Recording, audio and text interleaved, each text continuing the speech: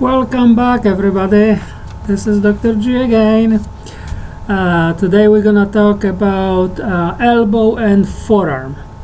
And as usual, my eyes are gonna be most of the time on the side because I'm following the PowerPoint which you have access to. And I encourage you to do the same. You don't have to look at me. Look at your PowerPoint and take notes on as needed basis. So I'm hoping to help you a little bit to understand the material and do good on your test. Okay, do well on your test. Okay, so let's talk about elbow and forearm. I'm going to scroll to the first slide, which is called bones of the elbow and forearm. And again, this is just anatomy. So we're not going to spend too much time together to discuss it because you can find this information easily. There is no issues to explain. It's just anatomy. So it's humerus, radius, and ulna. I did include a lot of pictures or drawings. So if you don't have access to the anatomy book, you should. But if you don't, you probably can rely solely on the PowerPoint, but I do encourage you to open anatomy book just to reference it, perhaps utilize better pictures and drawings. Okay, so those are the main features of the humerus. Again, all I want you to do is look at the humerus and just recognize those features. Head of the humerus, greater, lesser tubercle, tubercular groove, in other words, are also known as the bicipital groove, radial groove, medial and lateral epicondyles, etc., etc. So just please take a look at the list and at the picture. Make sure that I'm not going to ask you on the test what is what. I'm not going to show you picture and ask to name features of the bones. You did that during anatomy and physiology courses. This is kinesiology after all, but I do expect you to know at least basic features of each important bones for us. And here is the drawing on humerus, so you can find some of the features at least are presented on these drawings. Let's go to the next slide. The next slide is titled radius. And similarly, there are some features of the radius which I would like you to be familiar with, just for the sake of understanding what we are talking about. Okay, so radial head, foveae, bicipital tuberosity, shaft of the radius, ulnar notch, styloid process of the radius. Some of those features are going to be important for us during goniometry and manual muscle testing. We will look for some of those features. Plus, it's really cool to know what is what when we are learning about the elbow and the forearm and how everything fits and how everything works. So have this mental picture. So I strongly suggest that you find those points on the drawings, pictures, whatever it takes. Okay, let's go to the next slide. The same thing here. The slide is titled ulna. You got the most important aspects of features of that bone. And the next slide shows you anterior view of your forearm, so you can clearly see some of the important features. So for example, the head of the humerus and the foveae. The foveae, it's like an indentation. It's a when you look at the bone from the superior aspect, or put your eyes are from the top and you are looking down. From the superior aspect, you would see like an indentation. It's a foveae. It's a very important part or feature of the bone because it articulates or fits well with the humerus. You can see Alcronan process of the ulna. Very, very important features.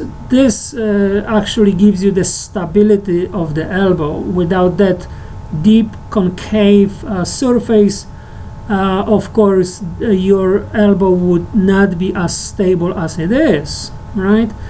Okay, another aspects are styloid process of the radius and ulna. Important as well for us. We will use them for our measurements, manual muscle testing, range of motions measurements. Also important because muscles attached there, they sometimes get inflamed, and we have some problems which we are going to discuss later. Okay, let's go to the next slide.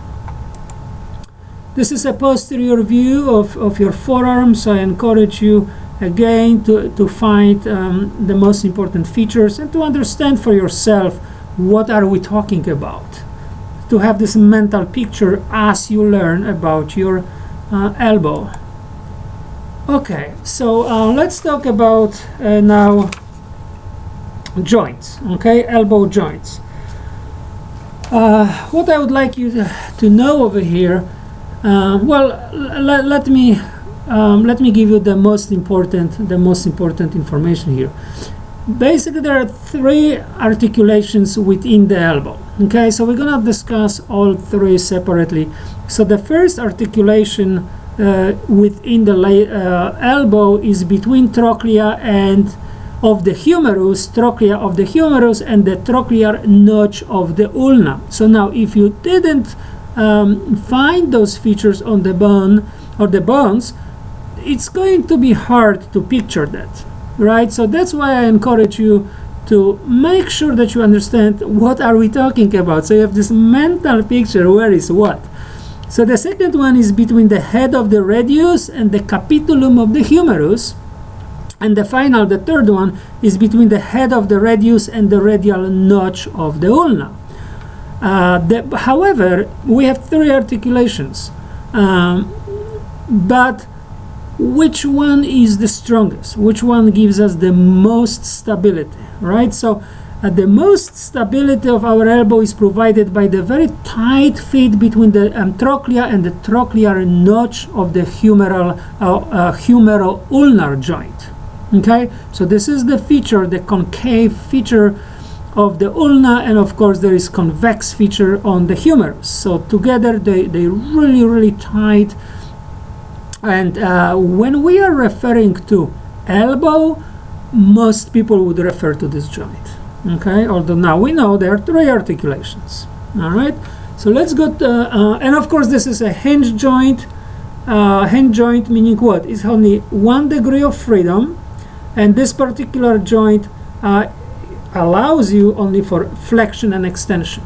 But let's go to the next slide. We're gonna explain all of those joints, okay, or articulations within the elbow joint, if you will. All right, so the next picture or drawing will gives you even more in-depth understanding of what are the features of the bones and where you can find them. So you can clearly see the capitulum of the humerus, which articulates with that fovi we just mentioned, right? And the trochlea, very important. That's the part when this kind of cup-like feature of the ulna surrounds the trochlea, and that gives you that strength and stability of the elbow. Okay, medial lateral epicondyle is very important because muscles are attached to them. Okay, I leave it up to you to find all of those anatomical features. Let's go to the next slide. Okay, so let's talk about radioulnar articulation, or one of those three joints within the elbow joint. Okay, so proximal radioulnar articulation between the head of the radius and the radial notch of the ulna. Mid radioulnar articulation when intraosseous membrane fills gap between radius and ulna. We talked about the intraosseous membrane before. I mentioned that this is a tough connective tissue strategically placed between the bones, usually between the shafts of the bones, for that extra stability, okay, for that extra strengthening of the feature. You don't want the radius and ulna to rip apart or to drift apart. So it's in addition, very important addition, of course. And then you got distal radioulnar articulation between the ulnar notch of the radius with the head of the ulna. Let's go to the next slide for picture. All right, so this is a drawing of those articulations, and you can clearly see that the head of the radius is attached to the ulna through ligaments. We're going to talk about those ligaments shortly. In this particular case, annular ligament is a very strong ligament which allows the head of the radius to rotate, but nothing else. Okay, and clearly you can see intraosseous membrane between the ulna and radius. It's a thin but very tough connective tissue connecting the bones, most importantly or more precisely the shafts of those bones. Okay, and I will let you find other features on this picture. This is a really good drawing. You can find a lot on this drawing, and you got anterior, you got posterior view, and you got all the important features of the bones and articulations we just discussed. Okay, so let's go to the next slide. Okay, so ligaments which first and foremost are very important because they provide stability, but also without them the mobility would be kind of like a one-way ticket, right? So they hold all the structure together. So we're going to talk about annular ligament, which I mentioned already, medial and lateral collateral ligaments, and oblique cord. So let's go to the next slide. There should be a drawing of those. Yes, it is. And now we can clearly see it. So let's start with the medial collateral ligament. Medial collateral ligament consists of anterior, posterior, and transverse fiber bundles, right? So you can clearly see it. You can find it actually on the drawing. The anterior collateral ligament, however, is the strongest of them all. Okay, so anterior collateral ligament is the strongest of them all, and you can see it on the medial aspect on the left hand side. That is the most superficial ligament. Okay, a little bit deeper you got transverse medial collateral ligament, and of course you got the posterior part of the medial collateral ligament. All of those three ligaments are strong, giving you stability, but of course, like I just mentioned, the strongest part would be the anterior part. Okay, let's look at the annular ligament. Annular ligament starts and ends, or its roots and insertion is within the ulna. This annular ligament, it's kind of circular, round, looks like this, and surrounds the head of the radius. So the head of the radius can rotate fairly easy within the annular ligament, but the annular ligament does not allow to do anything else. And then you get oblique cord, which is additional support, and you can see is between ulna and radius, right? It's just this kind of bridge or bridging the ulna and radius. Okay, let's go to the right hand side, and let's take a look at the lateral aspect of the same elbow. Right, so you can see the lateral collateral ligament, medial and lateral collateral ligament. It's a unit. It's an umbrella name, but we can divide that medial and lateral collateral ligaments into smaller bundles of ligaments. So we divided the lateral collateral ligaments only in two bundles as opposed to three bundles, which we just mentioned. We just talked about it on picture on the left hand side, medial collateral ligament, right? So lateral collateral ligament, the picture on the right hand side, has only two bundles, which is the radial collateral ligament and lateral, also known as ulnar collateral ligament. So this is a very nice drawings, very nice pictures, because you can see clearly, for example, this annular ligament, the one which I told you goes from ulna to ulna and surrounds the head of the radius. The radial collateral ligament is short and very shortly blends in the annular ligament on the lateral side to strengthen even further the annular ligament, that part of the elbow, not allowing radius to go any other way but a rotation. And then there is a little bit longer part or bundle, it's called lateral or ulnar collateral ligament, which clearly joins the humerus and ulna for additional support of the elbow. Okay, so let's go to the next slide. Same thing, different type of picture, but we discussed everything already, so it's just different perspective on. And the next one also is a lateral view or medial view. So of course depends. Let me try to show you. I'm looking for the camera here again. So that's of course going to be medial view of the elbow, and this one is going to be the lateral view of the elbow, right? So that's the way you have to look at those pictures and drawings. Okay, let's go to the next slide. Okay,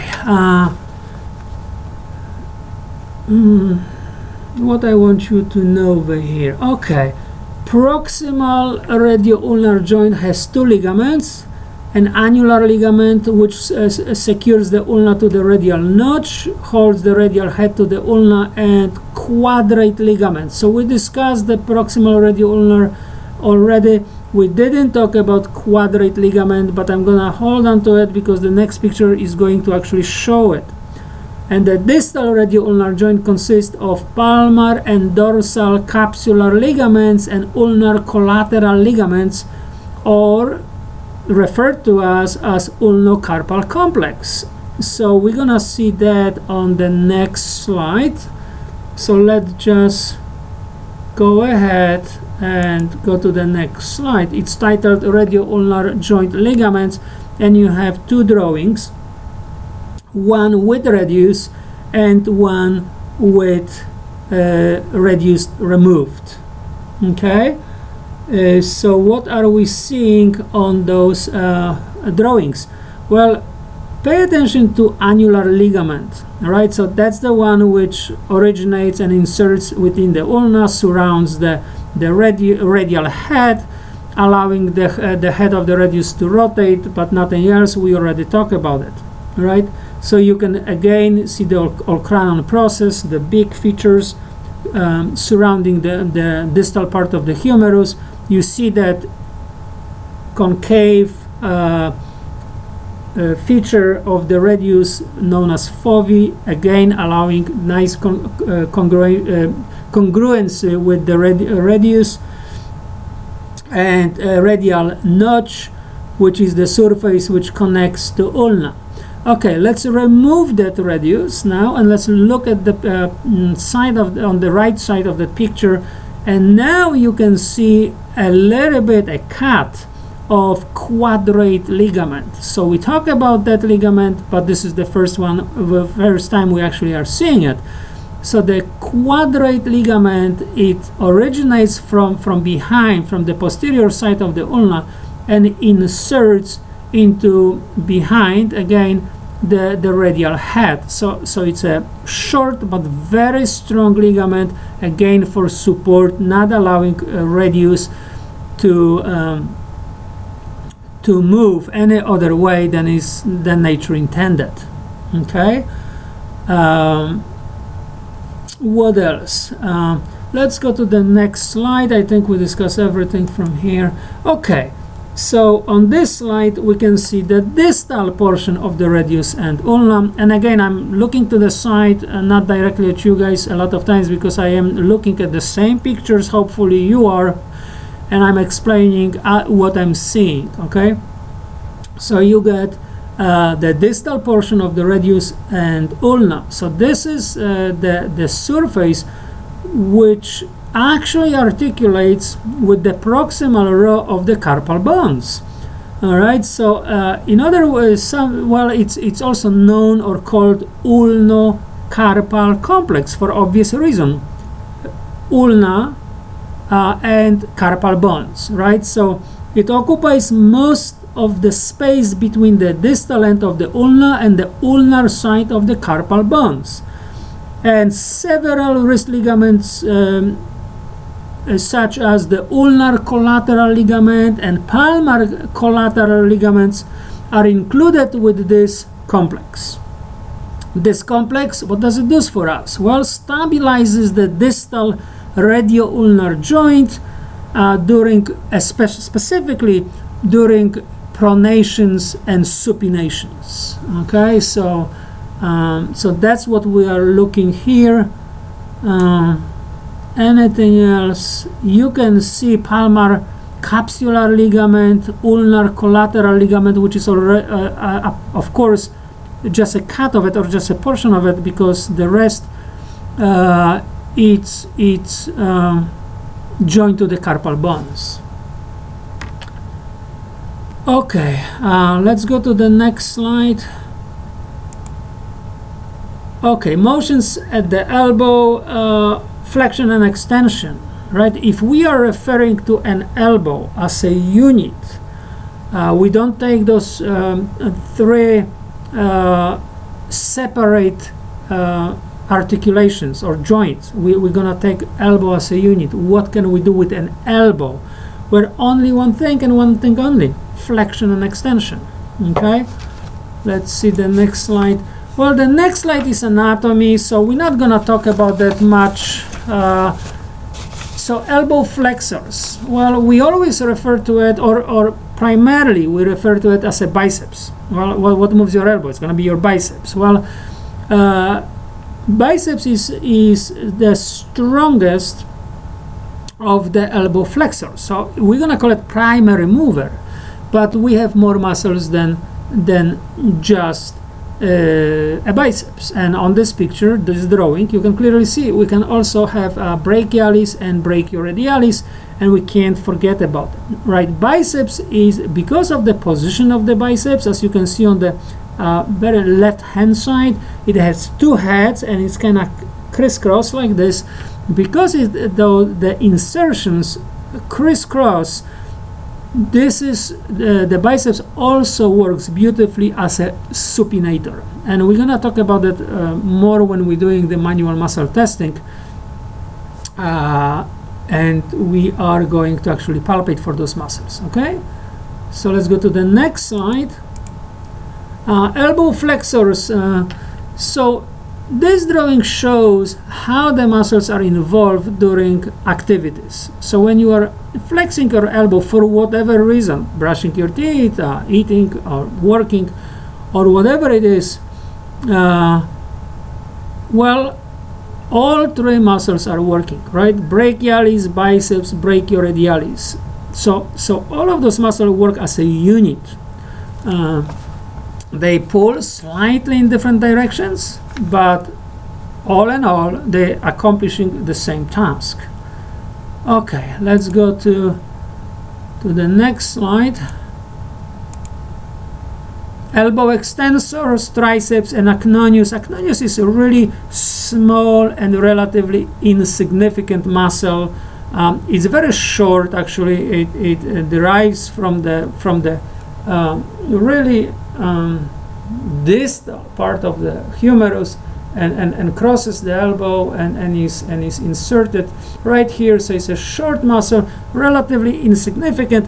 So it's safe to say that elbow extensors really is triceps. Okay, but we can't forget that we have actually more muscles than one. Okay, let's go to the next slide.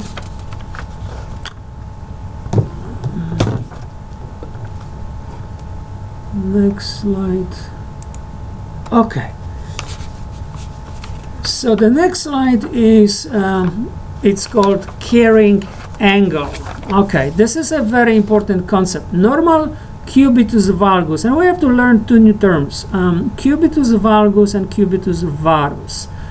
The lateral angle normally seen at the elbow joint when the arm is extended in the anatomical position, and normally should be about 15 degrees.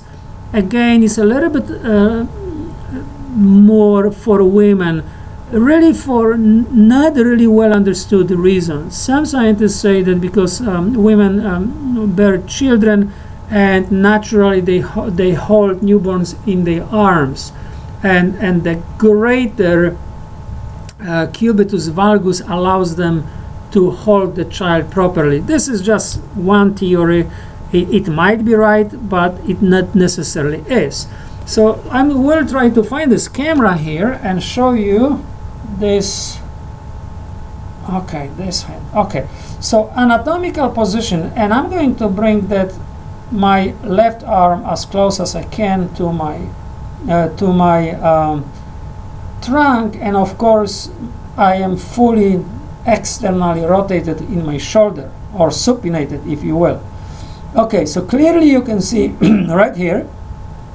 Then if you draw imaginary line from the mechanical axis of rotation of the humerus, meaning the perfect line, the perfect straight line through the humerus, you will see that at the elbow level it actually goes away, goes to the side. You can't draw that perfect imaginary line perfectly straight to my entire arm. At the elbow level, it's going to go straight this way, when my forearm is a little bit to the side. Can you see that?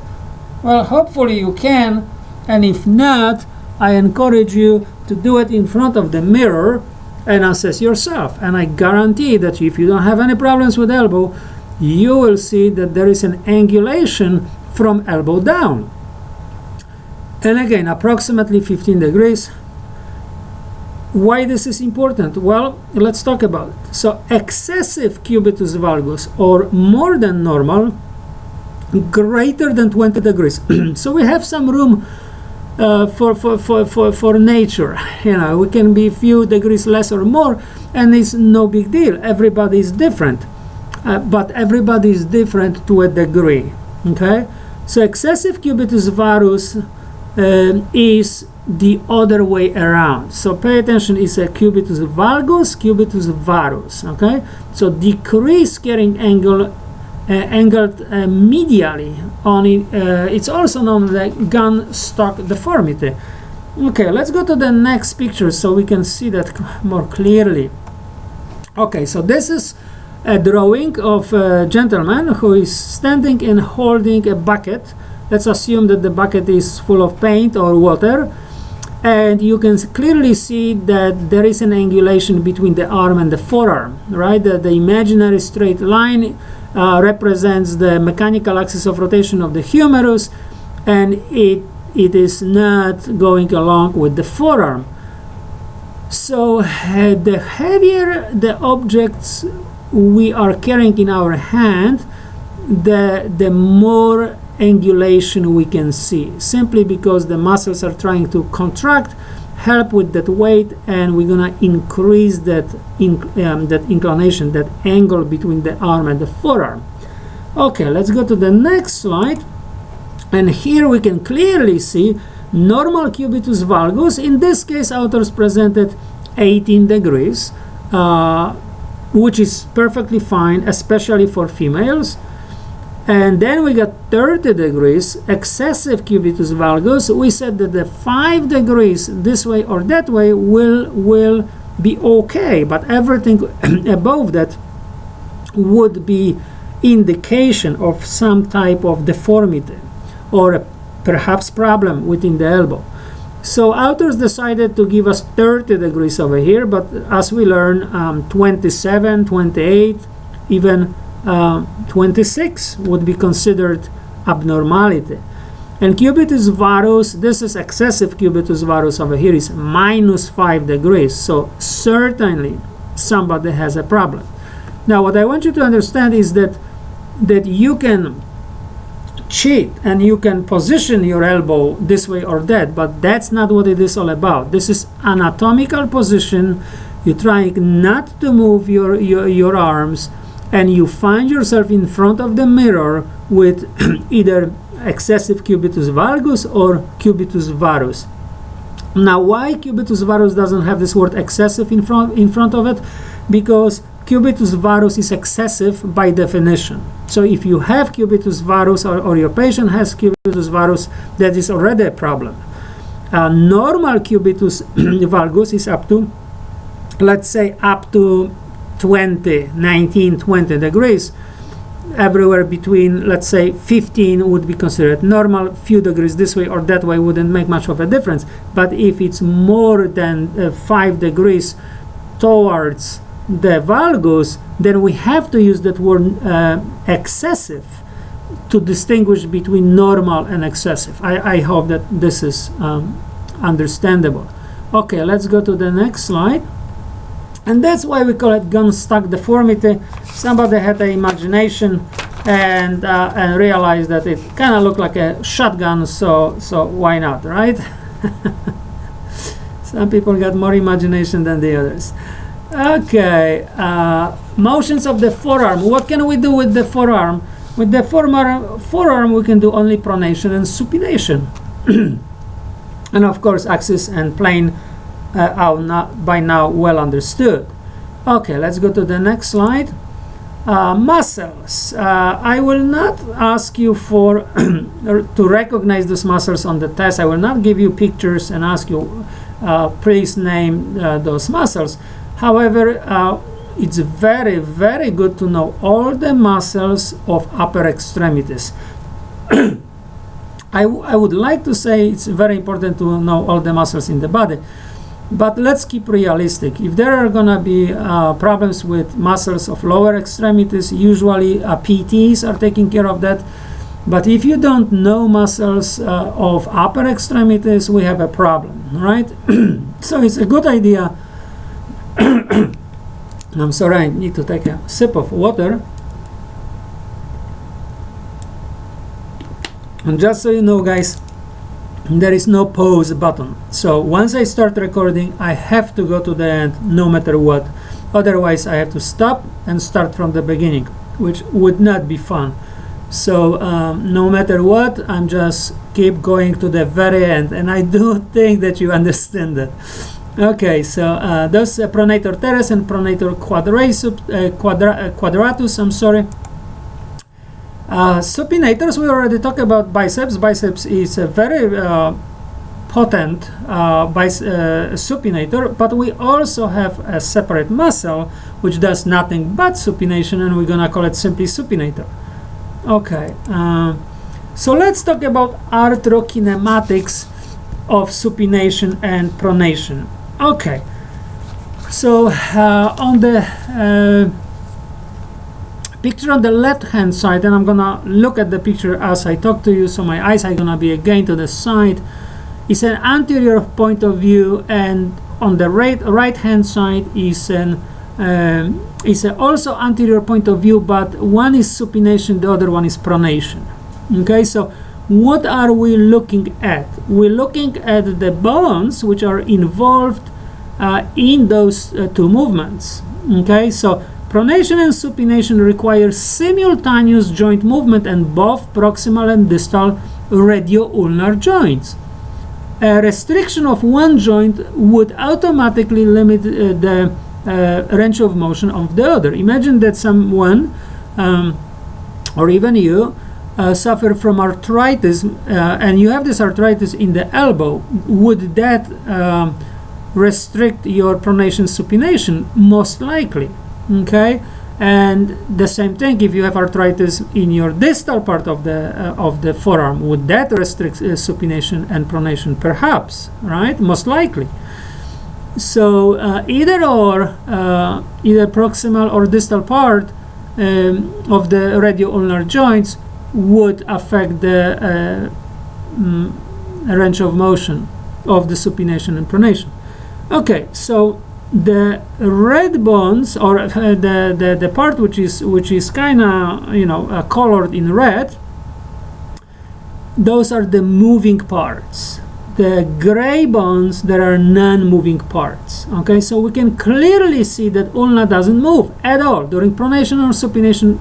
Ulna doesn't move. The radius does. And why is that? Because remember that concave feature of the ulna that would never allow anything else but flexion and extension of an elbow.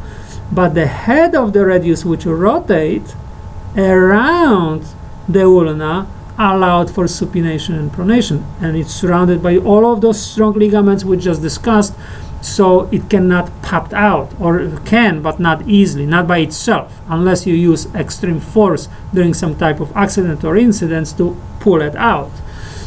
Okay, so what can we see? So picture A, I'm gonna call it picture A, that's on the left hand side. Okay, this is anterior aspect of the right forearm after completing full supination. During supination, radius and head rotate around fixed humerus and ulna. During supination, palmar capsular ligament is taut, tight, and dorsal capsular ligament is slacked or laxed or relaxed. And you can clearly see when you look closer under the picture, one arrow, the palmar capsular ligament is kind of tight, and dorsal capsular ligament looks like this, right? So that means slacked. So kind of straight line, it's going to mean or means taut or tight, and arrow presented like that, like the coil would mean lax. So you can clearly see on that picture. And what else? Anterior view, right? Let's go now to picture B on the right hand side. So we're looking at the full pronation, right? So this is an anterior aspect of the forearm, right forearm, the same one, after completing full pronation. So during pronation, the radius and hand rotates around the fixed humerus and ulna. During pronation, dorsal capsular ligament is taut and palmar capsular ligament is slacked. So now you can see that ligaments reverse the action, right? So dorsal is tight and the palmar is lax. Why does this happen? You can actually observe your arm. You can put the fingers around your wrist and feel for those ligaments. So depending of the position, one side lax, the other one is taut. One side is lax, the other one is taut or tight. Okay, so let's go to the next slide. What is the normal range of motion of elbow? Well, I put it here, normal is 145. In other sources, I do believe the pediatric gives you 0 to 135 to 150, being between 135 and 150, we would consider this normal, okay? So this is kind of like somewhere in between. Functional arc of motion is 30 to 130 degrees. So what's the difference between normal and functional? It's very important for us as OTs to understand that concept, because whatever is normal does not mean that patient must be at that level. For us, from therapy point of view, actually functional is more important than normal. There are some instances that this is actually not necessarily true, but in most cases it is. So let's say the patient came to you and can perform all ADLs, IADLs, leisure activities, everything by him or herself. What type of goal would you establish? Or let's say the patient complains that 10 years ago, the patient could raise arm all the way up to here, which is, let's say, 170 or 180 degrees. But now, let's say she or he is 70 years old, arthritis in the shoulder, and they can raise only to 130. But they would like to go to 170 again. Would it be this considered a good goal, or a goal which you can actually get paid from the insurance company? The question is no, it's not. This is unrealistic, and in this case, patient doesn't have this normal range of motion. If the person is, let's say, regular Joe Smith or Jane Doe, then we are actually going to go with functional arch or functional arc or functional range of motion rather than normal. So what instances the normal would be considered a priority rather than functional? Let's say somebody is a professional athlete and lost 10 degrees, 15, 20 degrees of range of motion because of some type of injury. For them, normal range of motion is super important because they cannot play or go back to their training, to their sport, without that normal range of motion. So in this particular case, the goal is valid. And aiming for normal or what the athlete had before would be considered a good goal. That's the same thing with certain, let's say, occupations. Somebody does some type of occupation which the full or normal range of motion would be required, and they want to go back to work. Would it be considered a good goal to try to accomplish this? Absolutely. But again, majority of the cases, the functional would be, for us, from therapy point of view, perhaps more important than normal. Do we have to know what's normal? Of course. If you don't know what's normal, you wouldn't know what's abnormal, and you wouldn't know what's functional. Functional is always less than normal. And for our test purposes, I will give you those numbers, so you don't have to guess it. But the general rule of a thumb is that the bigger joint, the more range of motion available to that joint, then you can lose the most. The smaller the joint, or the joint which gives you least range of motion, you can't afford to lose too much. Therefore, the rule of a thumb would be to lose less, to still be at the functional level. Okay. So let's go to the next slide. Forearm range of ranges for ADLs. Normal, again, for supination, pronation is, and I do believe that Pedretti gives you the range, again, from 0 to 80 to 90, or we can say 90 for the easiness of this discussion over here. But it is from 0 to 80 to 90, which we're gonna consider it normal. Now, functional is less. Again, like I mentioned just now, that the functional is always less than normal. So in case of pronation supination, it's only 0 to 50 degrees. All right, and with that, you can do majority of normal activities. Now, can you be a ballerina or some other sports which required full supination pronation? Of course not, and that would be a problem. But again, for normal people, and normal, of course, in parentheses, normal, it's open for interpretation, but let's stereotype a little bit. Like I mentioned before, some stereotypes are good, others are bad, but in kinesiology, we do use stereotypes because we always go back to that normal, or what is normal, the normacy, the numbers, right? Okay, so muscle actions over here, you can see again, on this particular picture, we can see a contraction of biceps, but also supinator and external pollicus longus, right? They all work clockwise rotation, as you can pay attention to that drawing. But in addition to those muscles, what else there has to work? Well, triceps, which actually it's activated isometrically to neutralize the strong elbow flexion.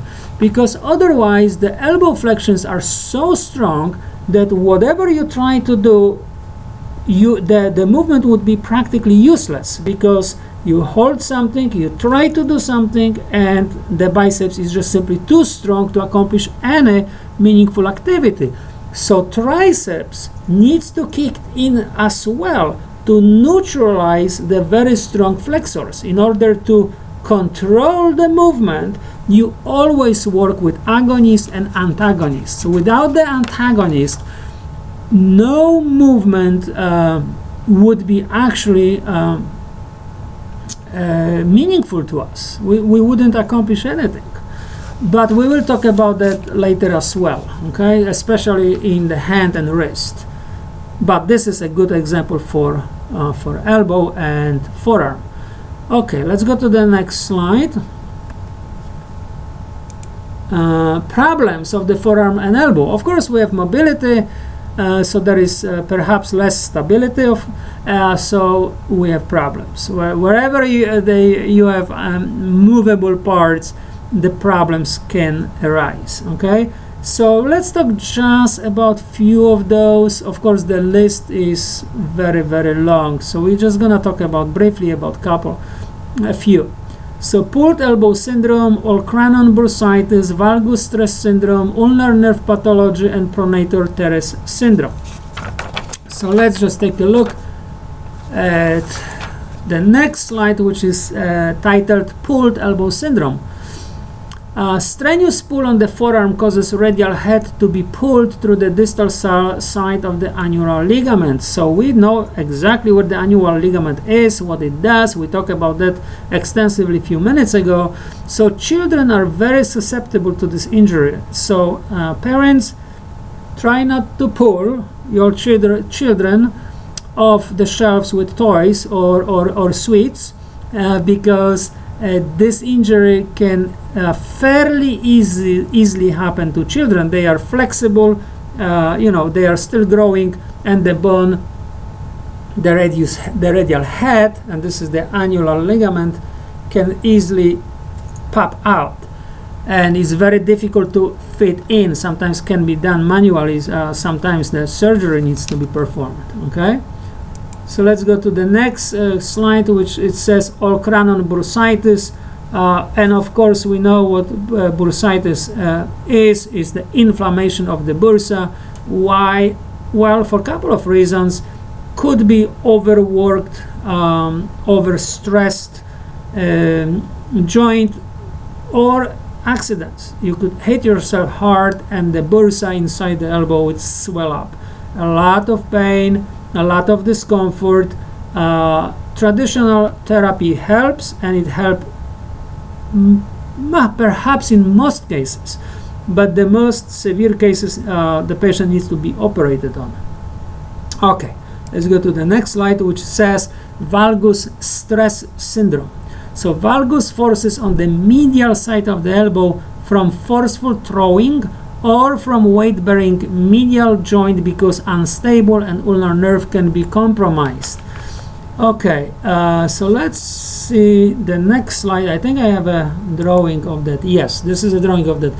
So this is a common injuries when somebody is falling.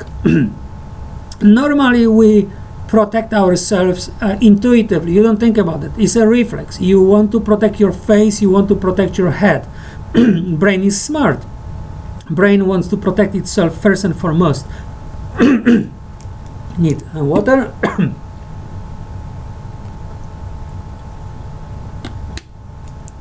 So what do? We reach with our arms without even thinking. So when the enough force is applied, of course you can see on this drawing over here, the valgus forces could potentially damage the ligaments, the joint of the capsule of the joint itself, and it could also even break bones, right?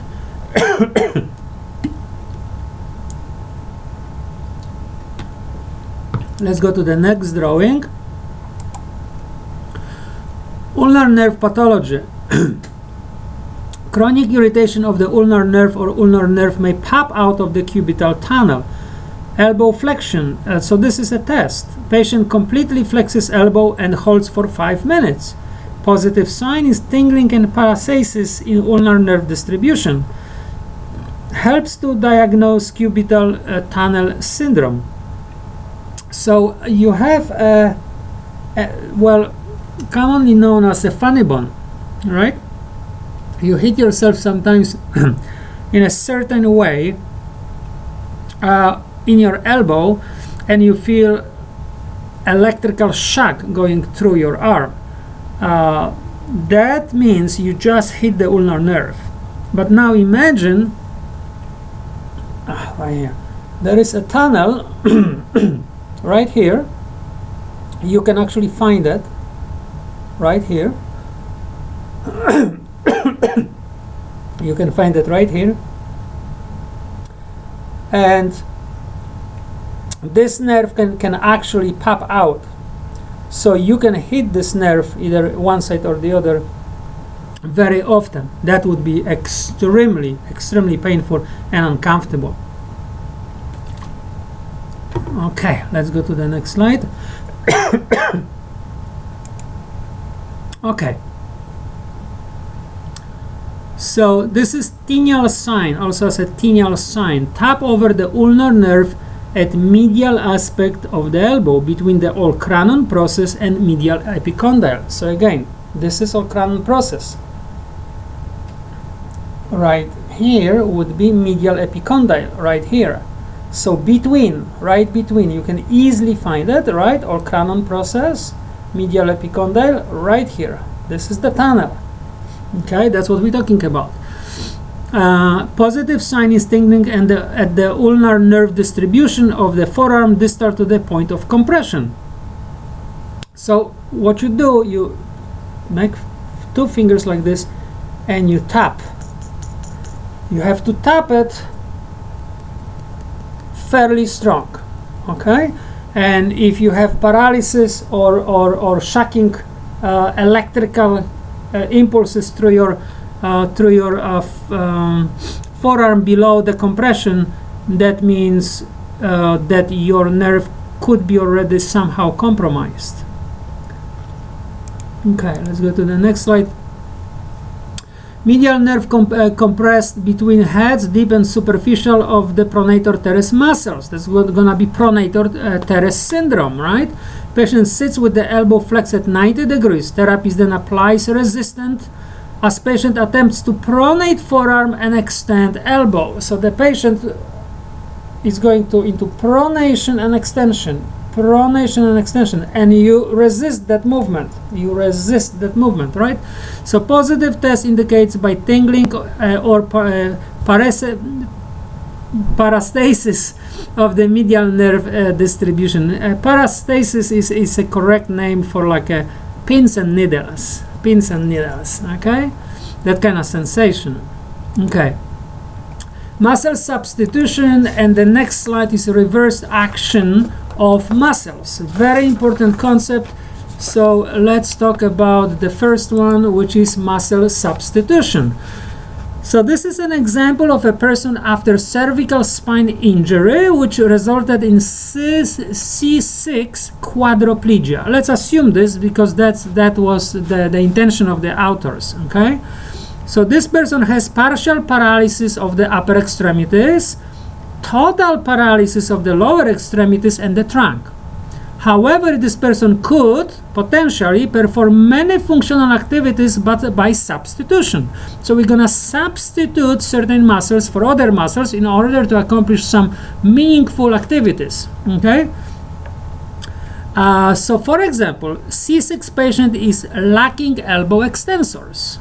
So the triceps doesn't work, right? But can substitute this movement by using pectoralis major, the muscle over here, pectoralis major, and anterior deltoid. Those are the muscles, I'm looking for the camera again, right here, okay, anterior deltoid. To pull humerus towards the midline, okay? So we're gonna substitute the triceps. With the wrist fixed to the bed, as you can see on the drawing, muscle rotate the elbow into extension. In this picture, patient can sit up and hold balance by using upper extremities. Very important for us. So if you ever worked, you probably know this by now. But if you never worked with quadriplegic patients, this would be a very, very important concept to learn. Okay, so let's go to the next slide. Reverse action of elbow flexors. All right, reversed action of elbow flexors. So typically we use elbow flexor to bring our hand to ourselves, to our mouth, in the case I want to drink something, or I want to brush my teeth, I want to comb my hair. So typically how I'm going to use my arm is bringing something close to me. Okay, so that would be a normal activity. But if the distal part of the arm is firmly fixed, we can do the opposite, namely rotate the shoulder towards the wrist. Okay, so we can accomplish the opposite.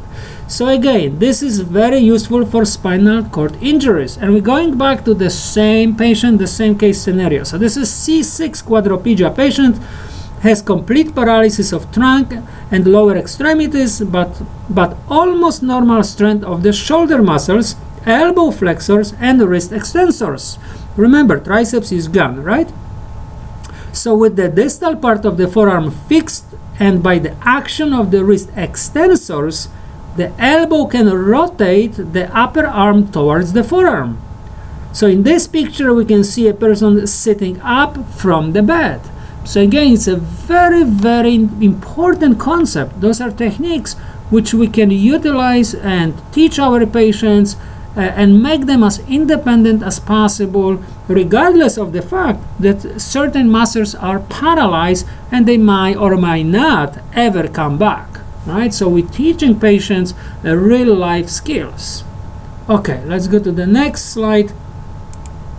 Okay, this I'm gonna leave it as is. This is nothing to explain. This is musculocutaneous and axillary nerves. It just tells you where it comes from. The plexus is coming from the cords, which are dividing later, and how the distal portions of those nerves are innervating particular muscles. The next slide is radial nerve. The next one is medial nerve. The same thing. Ulnar nerve. The same thing. And the only thing what I would like you to take a look at is those hands, those little hands. In the radial nerve case, it's an entire arm. So the grayish area on the arm represents the affected area for the radial nerve, but the particular area which is the innervated the most by radial nerve would be this red area right here, right by your thumb. Same thing with the median nerve.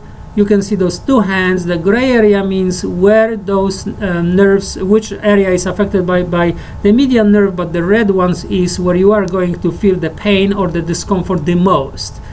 The same thing with ulnar nerve. And I do believe that this concludes our presentation. So thank you very much for bearing with me, and I see you shortly for the next presentation. Bye.